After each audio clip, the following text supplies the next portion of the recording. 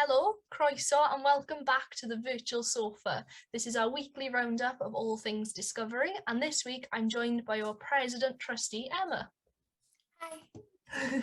So we're going to talk a little bit about your role as a trustee, how you got started in Discovery, and any advice that you might have for somebody thinking of becoming a trustee.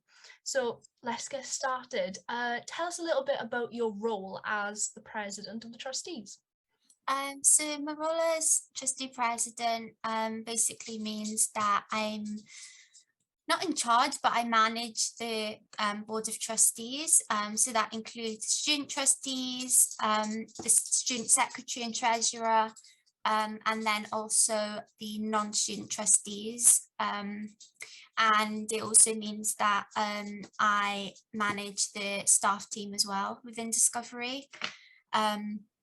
And basically the whole thing sort of involves chairing meetings, organising meetings, organising events and stuff, looking at finance, budgeting, making legal decisions, making sure Discovery is fulfilling its legal duties and is running in accordance with the Constitution. Any staffing decisions. So this year we've done a lot of recruitment and we've also done promotions and staff raises. And then just sort of implementing anything new we want within Discovery. So sort of any new can't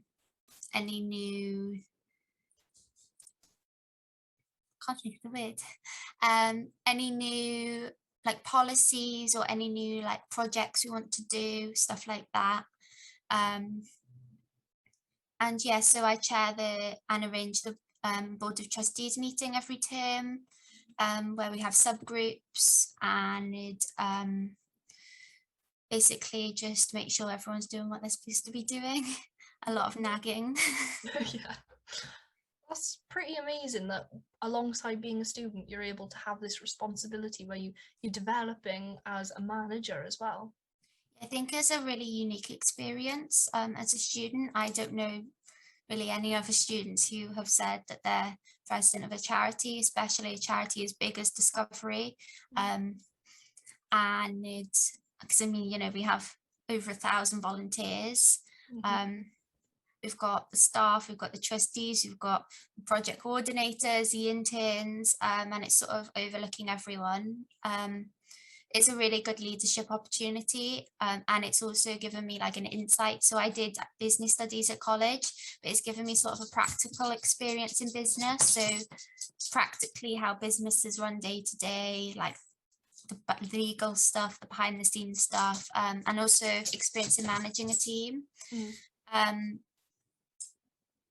And it's also really helped me improve my confidence. Like before I started as student president, I'd have never spoken in like a meeting or anything, but now I'm the one that runs the meeting. I'm the one that tells people off if they go off topic, or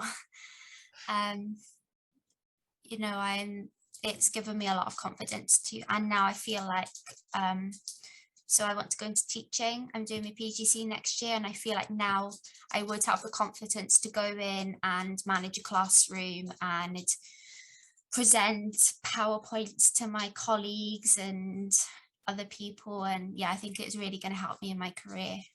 Oh, that's brilliant. And yeah, it definitely gives you something to talk about at interview and update your CV with as well. Yeah, it's really impressive. So am I right in saying as the president trustee, you're in a specific subgroup? So yeah, as president, I'm in charge, well, not in charge, but I'm the student of the staffing and management team. So that means that we, along with Eleanor, the director, and Phil, who's the chair, so we make the staffing decisions for Discovery. So how we're going to run, when we need to run recruitment, how we're going to do it, running interviews, and then also things like promotions, disciplinaries if we need any, but we haven't, obviously. Things like staff pay rises, things like if we want interns, how we're going to recruit interns, so whether we're going to recruit internally or externally, how we're going to pay staff, anything like that. Basically anything to do with staff, but also staff well-being. So this year we've implemented a well-being fund for the staff so they can access counselling, and also funds to fund like well-being activities over lockdown. So things like that. Basically anything to do with staff retention, staff recruitment, staff well-being, staff pay, everything staff related. I like to joke with the staff that I'm going to fire them in the next meeting. Yeah, please don't. You can definitely see how important your role is.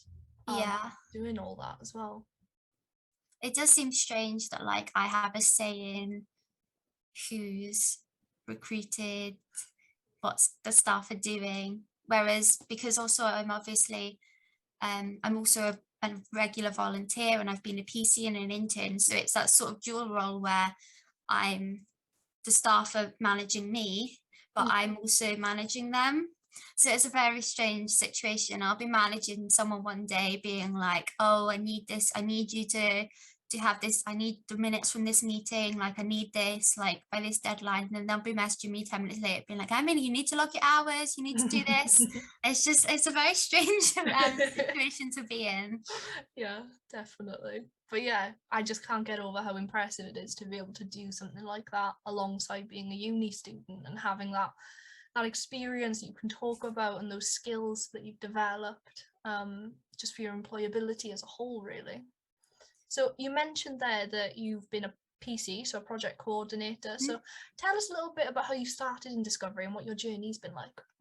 So I just I found out about Discovery the summer before I came to university. So I did a induction into university thing that they do for autistic students. So we stay over the university for a night in summer, and we do like getting to know you things with the ASD team and well-being, and we sort of take a tour of the campus, get to know where our classes are, things like that.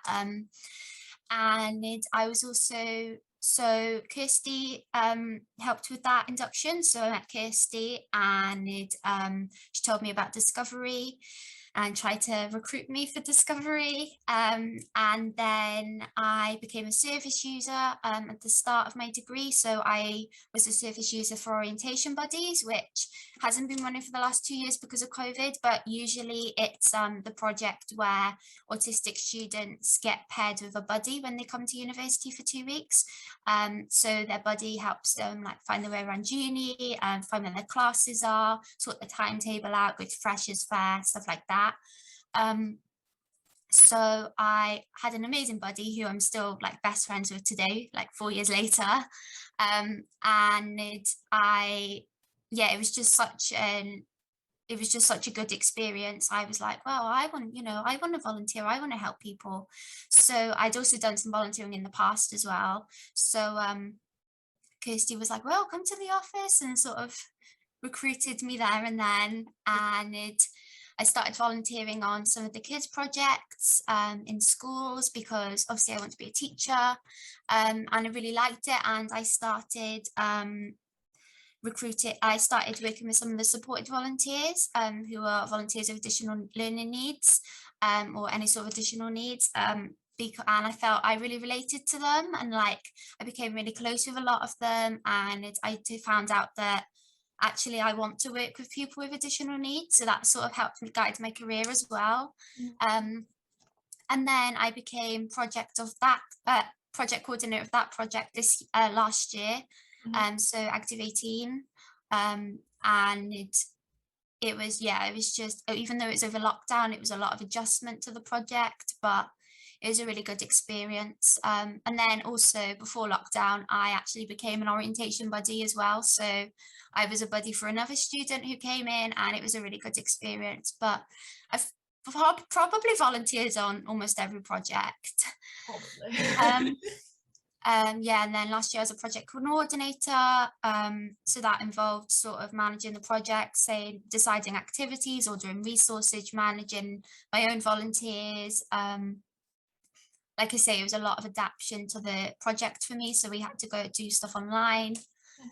So that was sort of a big year for adapting projects. And then I've also done an internship with Kirsty, the supported volunteering manager, because I really liked working with the supported volunteers. So I did an internship and I got paid 70 hours to do sort of helping to run stuff with the supported volunteers. And that was a really great opportunity as well, and sort of made me think, yeah, you know, I do want to work with people with additional needs in the future.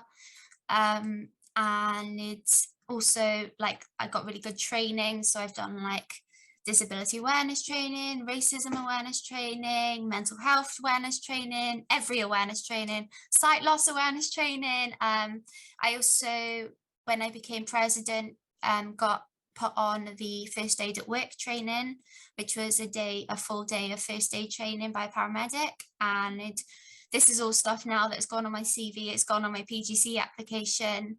And yeah, it's something that definitely makes me stand out for my PGC, as well as like future jobs. Like because I've worked in a nursery and stuff before, but because as well with Discovery, I've worked with children with additional needs. I've worked in primary school as well, and I've worked with like after school clubs. It meant that I've got a lot more jobs because I work as a nanny. So I've got a lot of jobs now where parents have employed me because they've seen that, because they've got children with additional needs, and they've seen, oh, she's got experience working with children with additional needs and people with additional needs. So I've got jobs because of that. I think in terms of sort of like experience, but also job prospects, it's been like phenomenal. Like you're not going to get the same thing from anywhere, especially as a student. And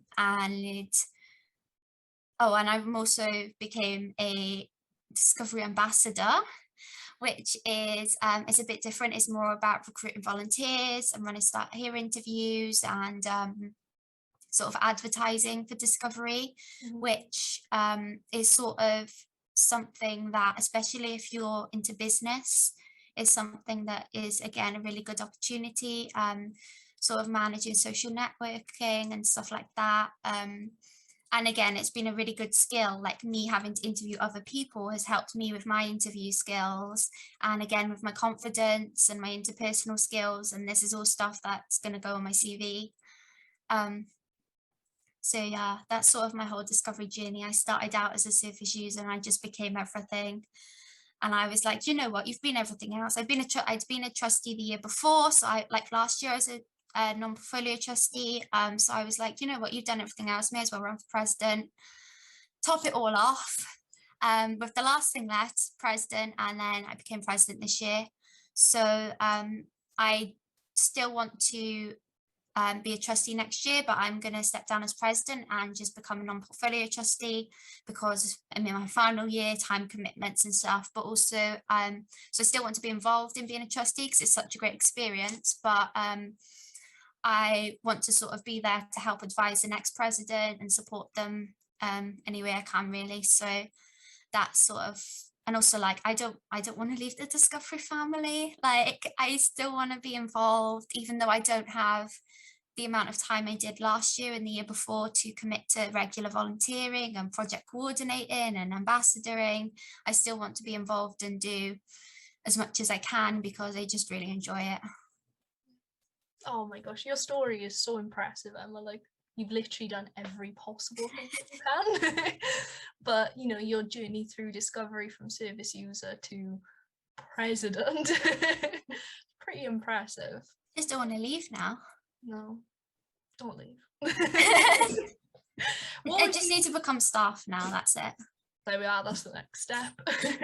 What would you say your favourite moment is, your most memorable moment with Discovery? I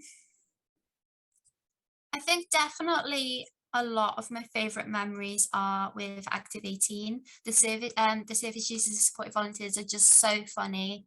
They're such lovely people.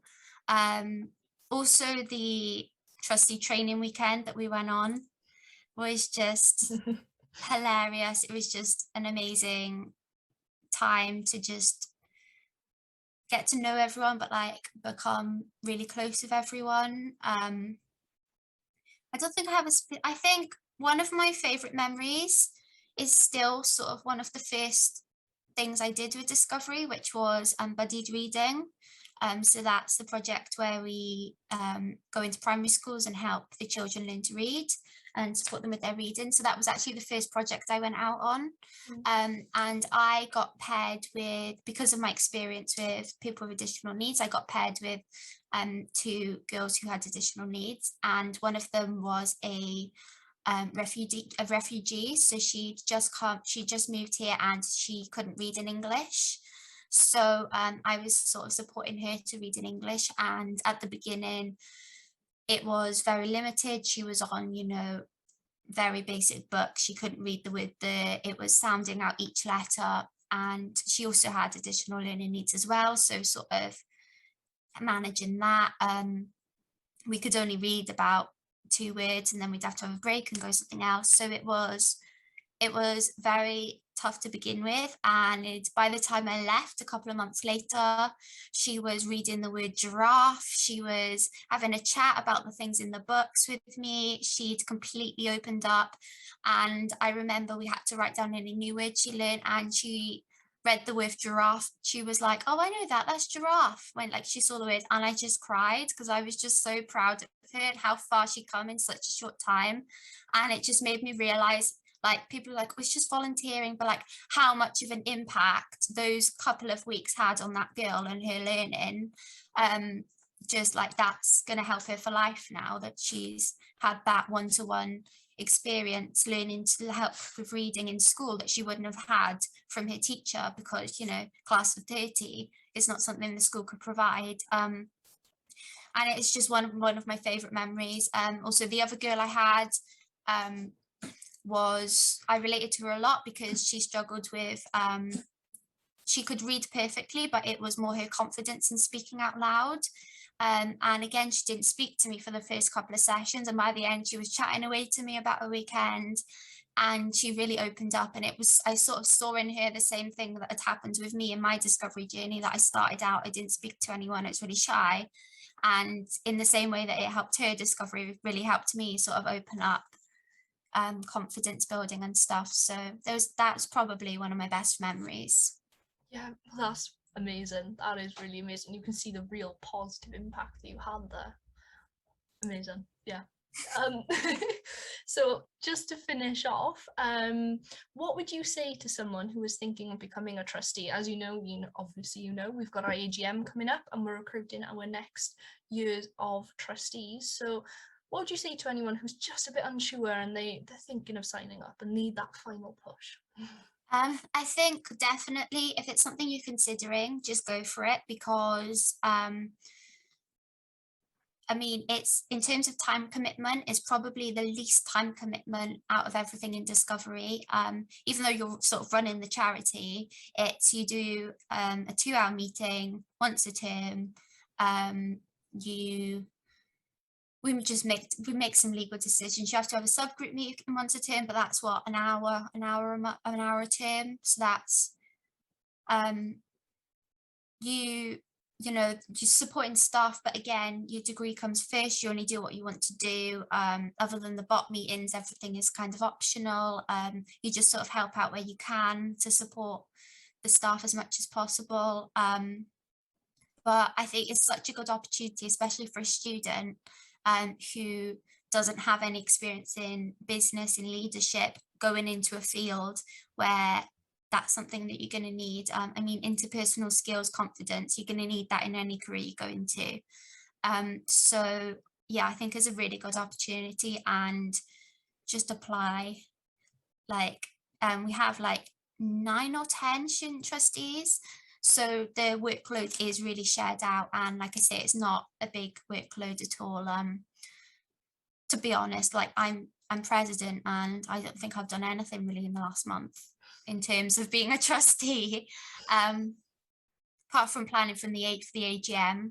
But again, it's more supporting the staff to do things, helping out when it's busy, and then just doing the bot meetings. It's really, and you get such a good experience out of it, and you can say, you know, I've been a trustee of a charity, which, I mean, some people who are business specialists don't do until later in life.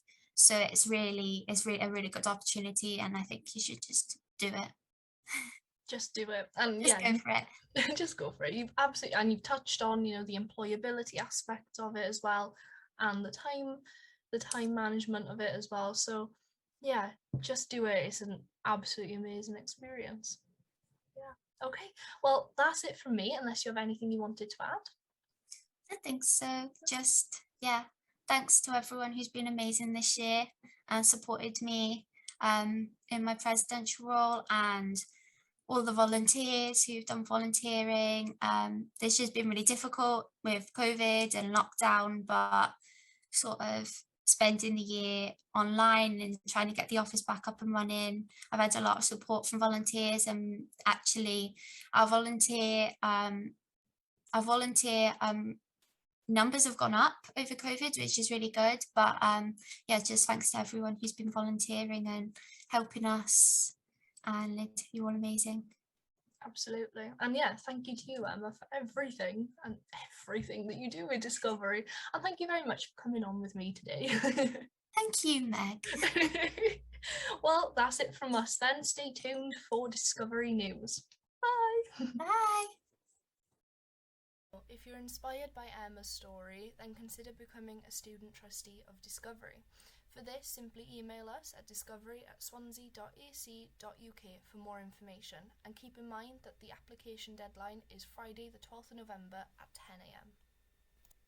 Come along to our AGM. It's on Wednesday the 24th of November at 5 p.m. To sign up, simply head on over to our Fatsoma.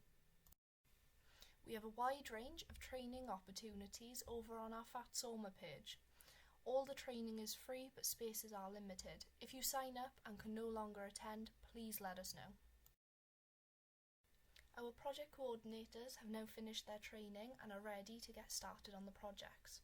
They should have sent you an email if you've signed up to the project, so please double check and check your junk folder. If you still haven't heard from them, please let us know. This week we're highlighting our Circus Eruption project. This project helps to support weekly circus skills nights for children with and without additional needs. It's a super fun project, and if you're interested in getting involved, contact us at discovery@swansea.ac.uk. We also have a great opportunity to get involved in a one-off volunteering opportunity.